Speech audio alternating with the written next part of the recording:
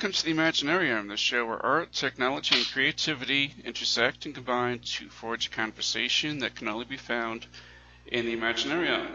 I'm Scott Colbert, your host, and with me as always is the horror nerd himself, Todd Staruch. Hey Scott, how's it going? Going okay. Ask me why I'm at my mother's house recording this. Why, Scott, are you at your mother's house recording this? I am very glad you asked. I thought you never would. I am at my mother's house recording this because, as per usual, my internet has been out for over a week now. When I called yesterday, they finally sent out a technician who said that because of how the wiring is, it goes underground, then up the side of the building, through the roof, down through the wall, and then into my apartment. So the problem wiring is under the roof. So CenturyLink won't fix it, and the office won't do anything about it because they would have to tear up the roof, and it would cost too much money. But for 2 years, I've had CenturyLink and nothing but problems. And today, I can finally say I've gotten rid of them. So from now on, hopefully, I will have a very good internet connection. Fantastic. But until then, I'm at my mother's recording. In her basement, as a matter of fact. Well, it's a good thing we're doing a show about gaming. Well, yeah, it's the perfect place, isn't it? From your mother's basement.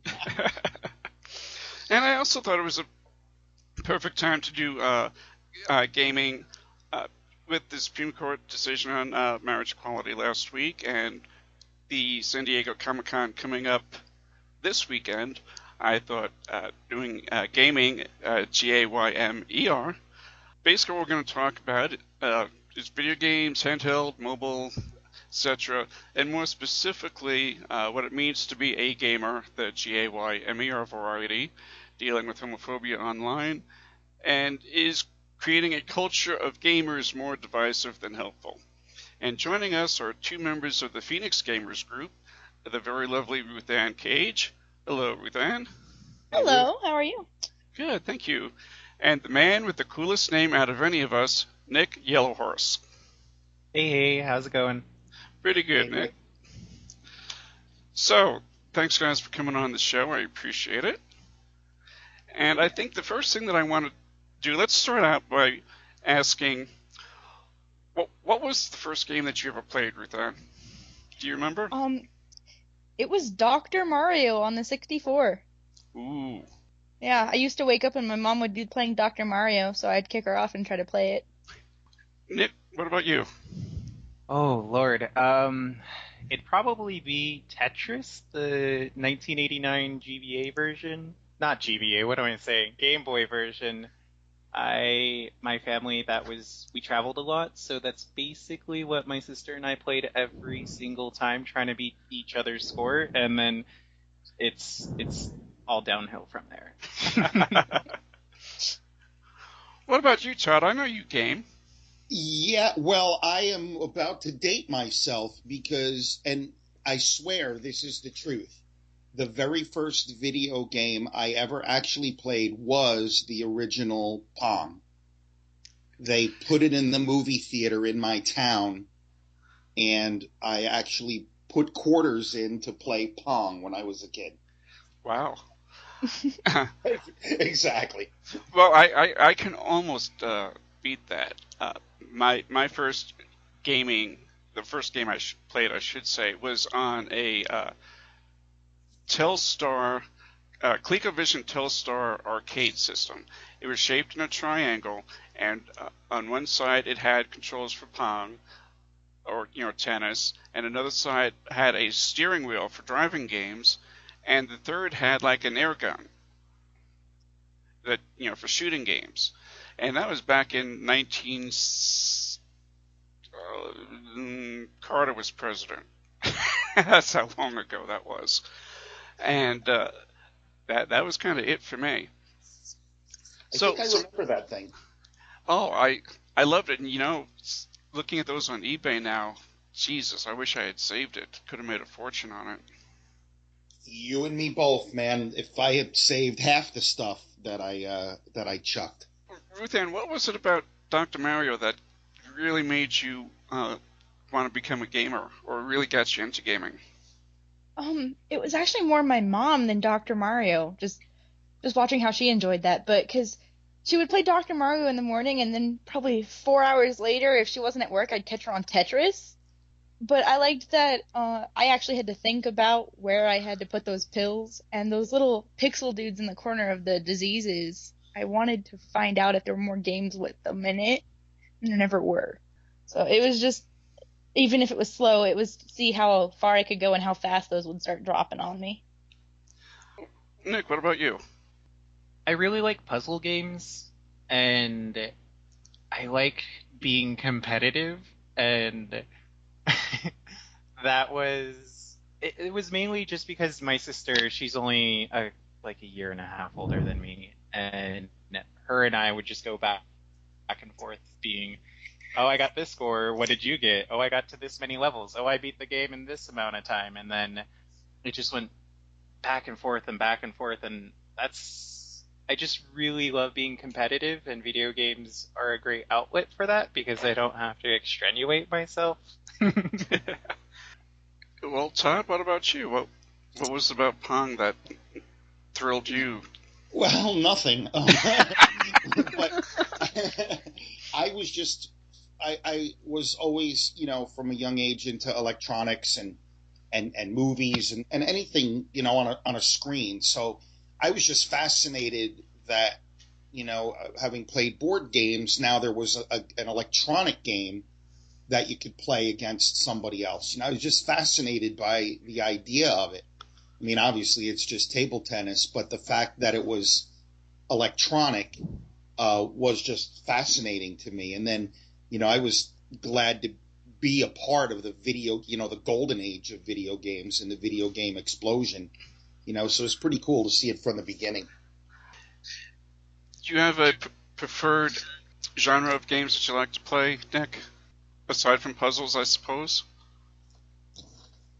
I really love fighting games.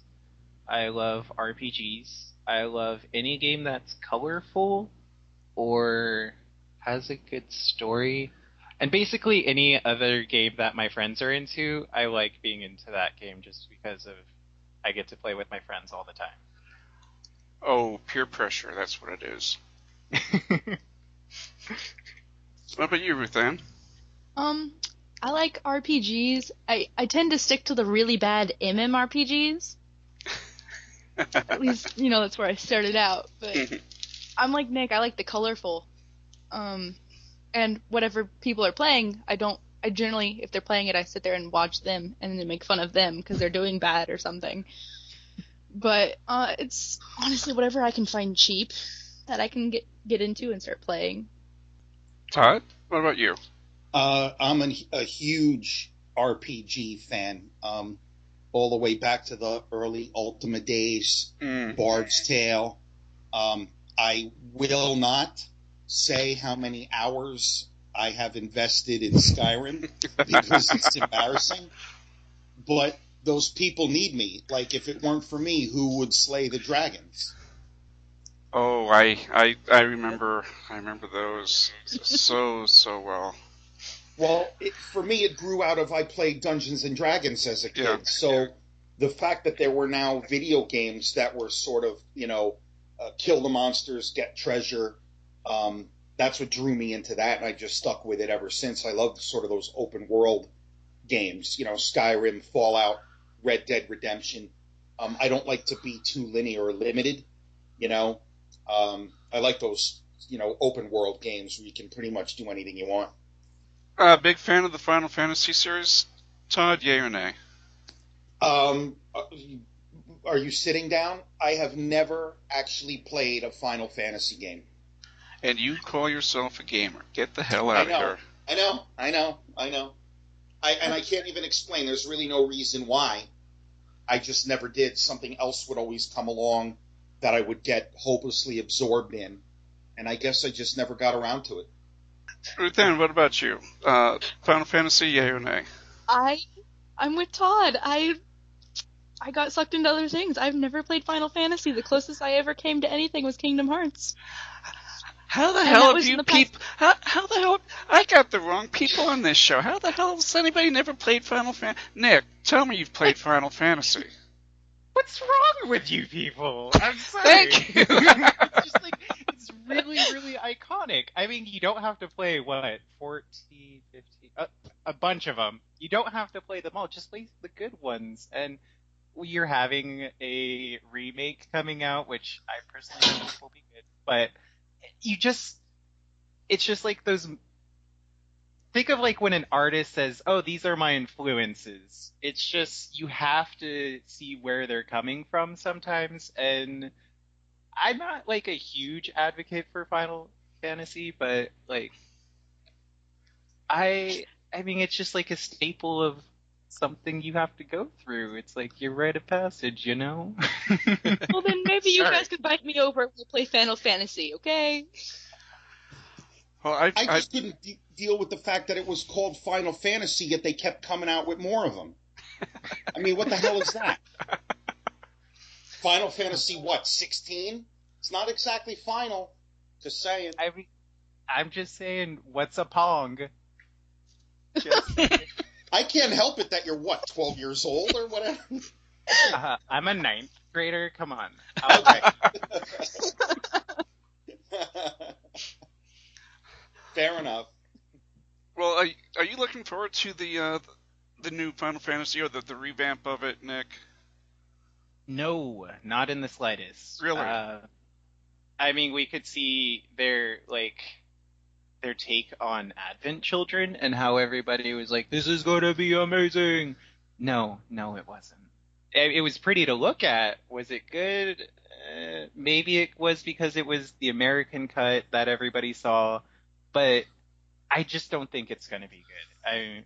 I've never played a remake that I've enjoyed. Well, that's a lie because, you know what, I'm not going to go there because there's a lot of games that have been remade that I enjoy. But I'm just saying, this game I don't feel is going to be good.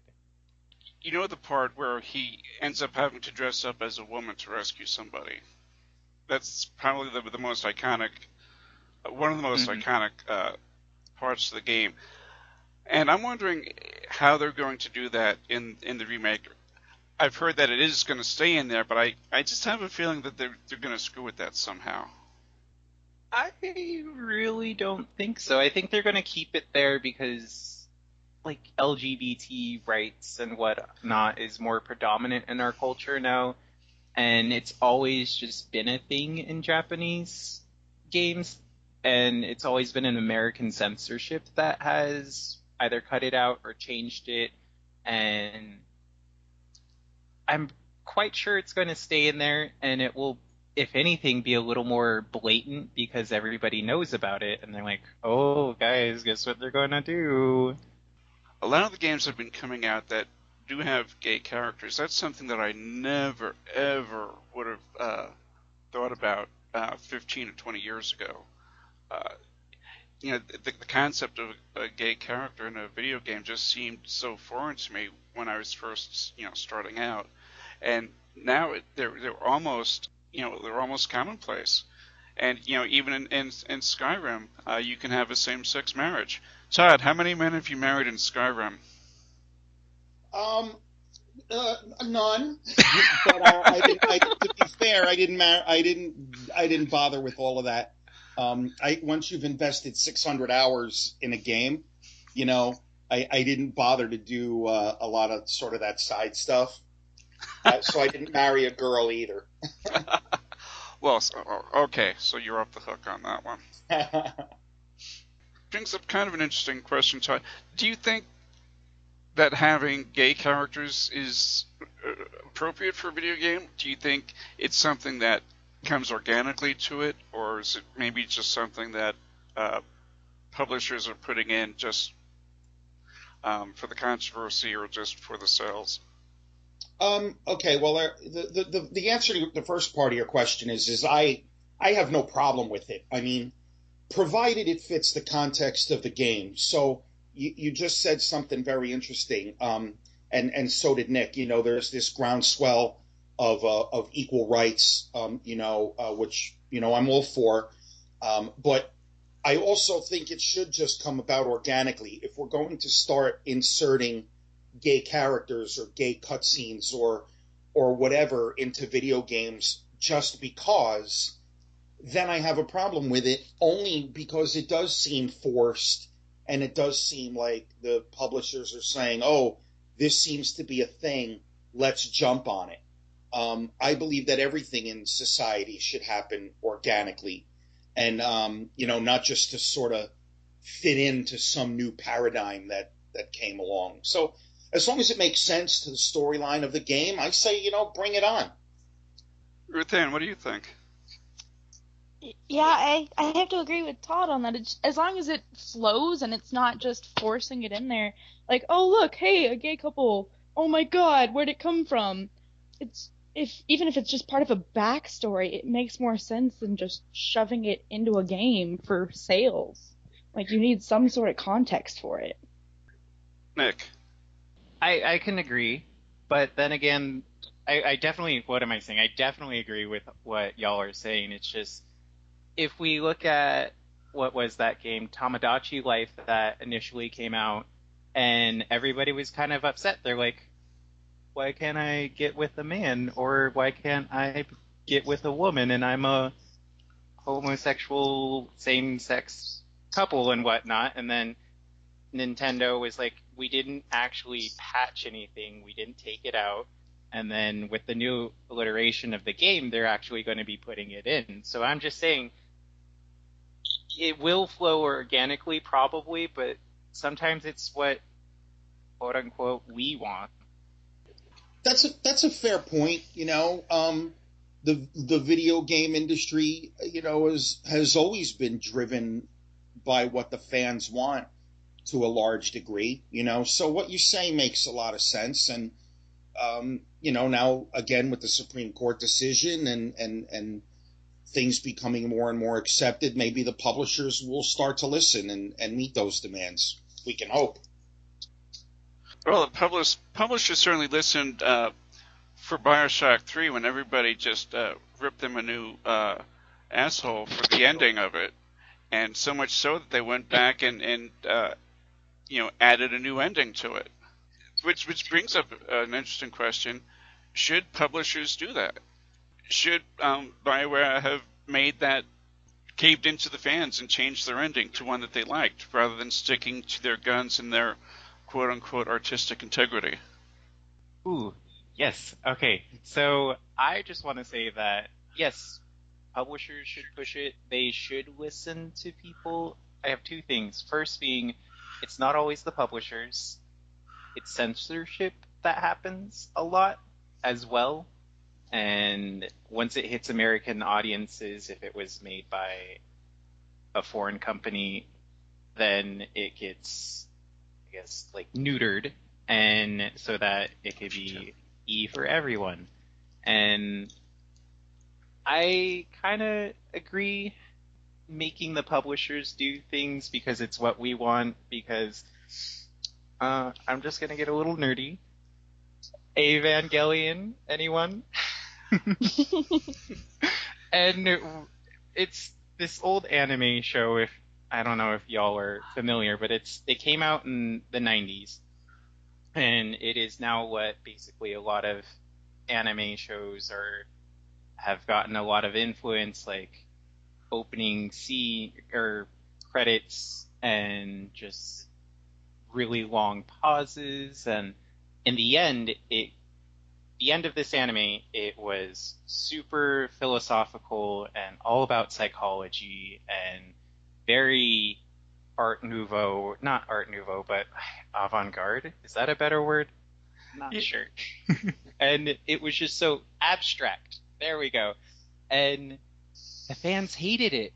They sent in letters, they sent in death threats, all because it was not what they wanted. I understand your life may be in peril, but what came after that was really amazing, because the publishers are like, yes, we listened, here's this amazingness that we wanted. And then again, I agree, that they should listen to fans to a certain degree. And I'm all for that because I really like getting fan service, I guess. Ruth Ann, what about you? What do you think? Well, first, Evangelion was amazing. Hated the end, but that's what Exactly. happened. Case in point. Yeah. Yeah, you have to stick to your guns on certain points, but when you want to if you want to continue a franchise, and the fans are saying, I'm not gonna be dealing with you guys anymore, you're gonna have to do something. And even if it's just a change for that fan service, at least you're gonna continue making that money you want to make. But so far as major plot points and changes, those you can stick to your guns on. It helps. Obviously, as a female, even in the LGBT community, it's a bit different for me. It's easier to represent a female in several different ways than it is a male. If you're going to stick with your guns, stick with them. Don't be pansies and flip-flop around. Todd? I am all for fan service, and obviously video game companies, just like motion picture studios or TV studios, are in business to make money.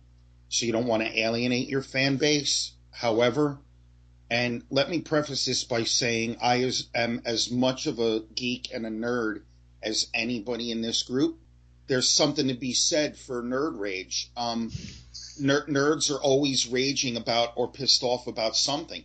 Whenever there's an announcement over a casting decision for a superhero movie, people go ballistic. And I think that's why a lot of people view us as people who never leave their homes or, as we joked about before, live in their parents' basement because we're very resistant to change. How dare they change a comic book character from 40 years ago, So there's a fine line, I think, to, keeping the fans happy so they buy the product and caving into every little squabble or every little demand that the fans make. I think there has to be a balance. I had mentioned earlier that knew you two from the Phoenix Gamers group. How did you get involved with the Gamers group, Ruth Ann? One of my friends was on there. He was also in Gay Geeks, and I met him about a year ago, and he's just like, "Oh, hey, Ruth Ann, by the way, I have this other group I'm in. You want me to add you to it?" And it was one of those, sure. And then I just kind of assimilated with the community. It was just one of those accidents. One of those, what's that word that they used down in Louisiana? Schadenfreude? It was a Schadenfreude. Yeah. Nick, how'd you get involved in it? I read it. So it was basically perusing the internet. I like LGBT stuff. I like video games. Why not find somewhere that has both? And bing, bang, boom, here we are.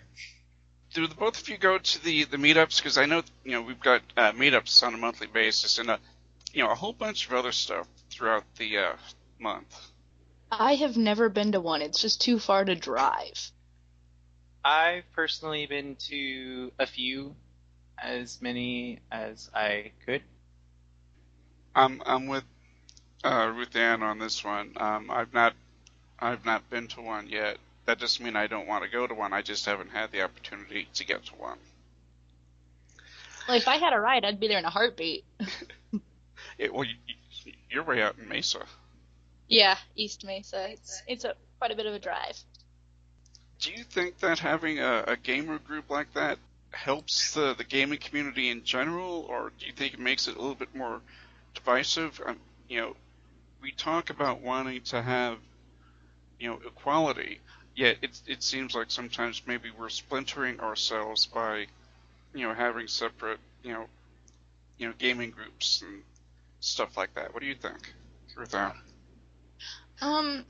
It depends on how you're splintering yourself, like for the clans and things. In my opinion, it makes it a bit harder as an entire gaming community, because then there are those people that'll come on and bash you for being gay and having to stick with your own instead of being, man enough, as they like to put it, to go out and face them yourselves. But as a human being in a group of people like you that will understand you and actually talk to you makes it so much easier, even in just a gaming world, than having to, fight against everyone else that likes to call you nasty names and send you death threats over your messages. It's just... Now, have you actually gotten death threats over your messages? I have, yeah. Because they knew I could get their girl faster than they could, and they got mad. Well, how do you deal with that? They're just idiots. I ignore them. Or, in real life, outside of games, I like to fight them physically sometimes. Or actually, it's more intimidating for them to realize a girl could kick their butt. But as far as messages go, I just ignore them, or I post something like, okay, guys, this is not cool. Like, we're all humans here. What's going on? Otherwise, I just block them. Nick, what about you? How do I feel about the making communities or sects? Yeah. Oh, okay. I'm all for it. I think there's just, like, sometimes you just meet certain groups of people that like your certain type of game, because not everyone likes puzzlers or RPGs or fighting games, and then you have those that are just super into one and can't understand why you like another, and you connect easier. So, have you experienced any negativity online, any homophobia online, Nick? No, actually. Maybe.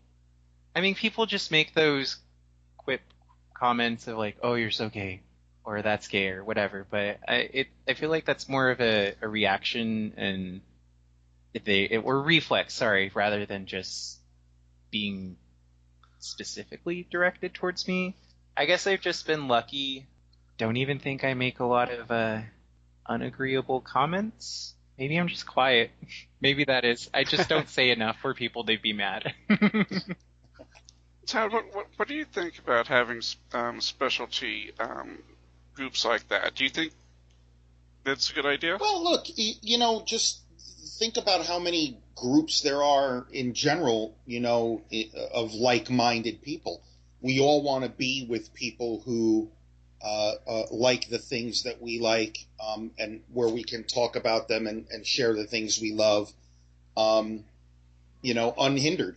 So I think it's great. I would hope that people in the gaming community, or or specifically gay people in the gaming community, aren't doing it because they're, and I don't really know how to word this, but because they're afraid they won't be accepted in the gamer community at large. So Nick and Ruth Ann, I would hope that that's not the reason why you sort of gravitated towards a specialty group. But I don't see any reason, not to start groups with like-minded people. I sort of stumbled all over that one. Todd, maybe you and I should start a bald middle-aged guy. It's funny. You asked Nick about any negative comments, and Ruth Ann about any negative comments. I think that's in the gaming community in general. I don't play a lot of online gaming. The first few times that I did, I was amazed at how many people claimed to have had sex with my mother. She was a busy woman, Todd. I had no idea she got around like that. So I think that's just part of the gaming community at large, sort of this obnoxious running commentary. And I think that's what turned me off. My brother plays a lot of Call of Duty and Battlefield and those games. And I'm like, wow, how do you deal with it? These people are so obnoxious. And he's like, you just have to mute it and just play the game. So it just wasn't for me because of that reason. So, what games that we know about that are coming out that you're looking forward to? Todd? Fallout 4. I am counting the minutes until Fallout 4 comes out. That's the number one on my radar. Did you order the special edition? No, I would love to have it, but I just couldn't drop a couple of $100 on it. I thought it was like 119. Something like that. But still, I mean, it would be cool to have an actual Pip-Boy. Yeah. So maybe. Who doesn't? Well, who wouldn't want to have a Pip-Boy? I mean, good right? Lord. I'm not sure they'd appreciate it at work, but. Hey, that would keep a lot of people from coming up and bugging you about stuff. Oh, that's okay. They're afraid of me as it is. Nick, what are you looking forward to? I'm really looking forward to the new Zelda installment. Really, really looking forward to that. Like, the entire series has just been I don't know. I really love the game, and it's going to be open world, Skyrim-esque, and granted I don't like what he looks like, but it's beautiful. Ruth, Well, I was really looking forward to Silent Hills. And then they canceled it, and now I don't even want to look forward to anything else. Because after that PT, I wanted it. So now I've like shut myself off. Don't even know what else is coming out. What platform do you play on mostly? Consoles, Yeah. PC, mobile phones, or what? Consoles. Right now, all I have access to is a PS2, a PS3, and a GameCube. So I don't even have very many options when it comes out to what's coming out, because everything else is going to PS4. And I mean, GameCube, obviously, I can kiss those chances goodbye. But there were so many good RPGs for the PS2. Yeah, that's Oh my honestly, God. that's the only thing I have Kingdom Hearts on, and I only have the first one. It's what it is. I got a PS2 and like 6 games for $10 at a yard sale. One of my friends saw I didn't have Kingdom Hearts and went and bought it. When it comes to Final Fantasy and Kingdom Hearts, it's the only one I've got, only one I've ever played, and I'm a horrible, horrible geek. Yes, you are. And now the world will know it when we air this. Yes, that is okay. That you heathens have not played Final Fantasy VII or Final Fantasy anyway. I'm gonna go get it right now. We're gonna wrap this up a little bit before we all get disconnected again. If there's one thing that you would want people to know about being gay and being a gamer, what would it be, Ruthann? We're all people. We're all gamers. We're all there to get away from our world and get into those fantasy. So don't keep bringing reality back in, guys. Come on. Other than that, we're all just people trying to do what we do. Trying not to be any different. If I had to say anything, Spotlight, Skype, so I agree with Ruthann. I mean, we're all people. We want to be in a fantasy world, and why not make that fantasy world even better and just have a lot of fun together? Because I would I just want to connect with people over video games because it's cool. And Todd, what do you want gay people to know about straight gamers? I think that what I'd like them to know is that the majority of us are not hateful or homophobic, so just don't let maybe a small but vocal minority who are ridiculous and obnoxious make you think that all of us feel that way. I certainly do not. My core group of friends certainly do not feel that way. So that's really what I would like you guys to know. The ones that are homophobic or make those types of negative comments, I assure you they are in the minority. Good point. And I want to thank Ruthann and Nick for coming on. I really, really enjoyed this. This was a lot of fun. Despite the interruptions, I enjoyed this. Me too. I'll always talk about video games. So yeah, thank you guys for coming on. And we'll have all the usual social media links in the show page, and you can also subscribe to the Imaginarium on iTunes, as well as rate and leave us a review. And if you enjoy the show, check out our other podcasts at thesupernauts.com, including Jailbait, my newest venture with the bad boy of UK filmmaking. Wade, I put the hot and psychotic Radford. Although, we just posted our 6th show, so I can't really say it's my newest venture because it's a couple of months old. I guess I should rewrite that. Anyway, go ahead and listen to it anyway. And until next time, may all your journeys be filled with pure imagination.